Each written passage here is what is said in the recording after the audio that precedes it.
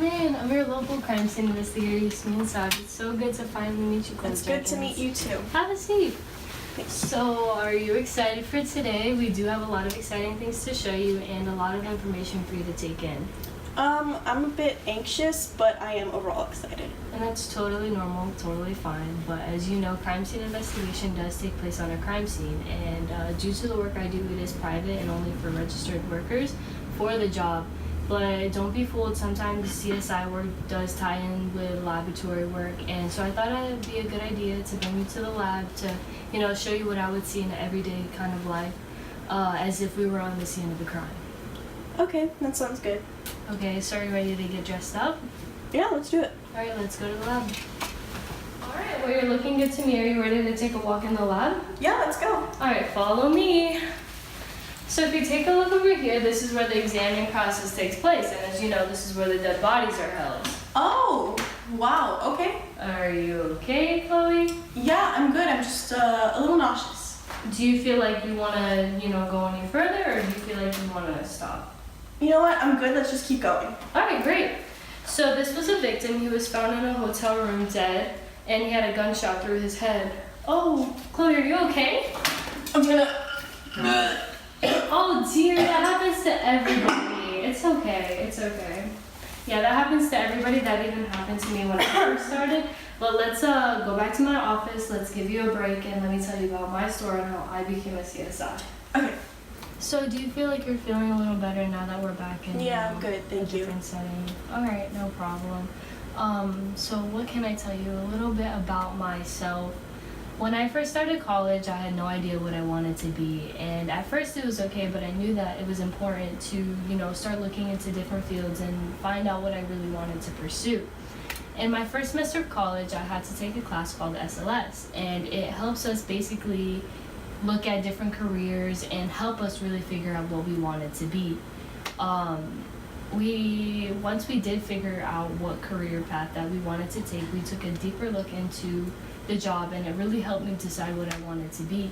So with my personal experience, I thought to myself, well, what's my favorite subject? And I thought, okay, well, definitely science, and specifically forensic science. And so I started looking into jobs, and something about crime scene investigation really, really spoke to me. So in my SLS class, we had to take these assessments that listed our strengths, values, talents, and from my results, I definitely knew that crime scene investigation was for me. All right, I just have a few more questions. Okay. What were your results? Well, out of the assessments that we took, we had to come up with a purpose. And my purpose is to do investigative and social work through the use of my strengths and talents of adaptability and positivity to help protect people and to also live in the moment. The way I was able to understand my purpose is I knew I wanted to help people, and with being a crime scene investigator, you can help put people's minds at ease with knowing the way their loved ones passed away. The way I also knew that my degree related to my interests is that when I was your age, actually, for my SLS class, I had to do an interview, and with the interview, I had to interview a CSI just like how you're doing right now, and he made me realize that, he taught me that I have to be able to deal with being put under pressure and work with other team members, and it's honestly a group effort. And with my talents and strengths, I knew that I was really made for it. All right, so what steps did you take in your academic pathway? So as far as my academic pathway, I started at Valencia. I was there for 2 years studying. I got my AA in General Studies, and then right after I transferred, I used the direct connect to UCF, and I was at University of Central Florida for about 4 years, and I did graduate with my bachelor's in criminal justice. Nice. So let's see. I have some questions written down here. Sorry. Yeah, for sure. So what classes did you have to take? So for criminal justice, you have to take a lot of sciences, especially biology, molecular biology, chemistry. You also have to take criminal justice classes like Intro to Criminology, and Public Safety and Security.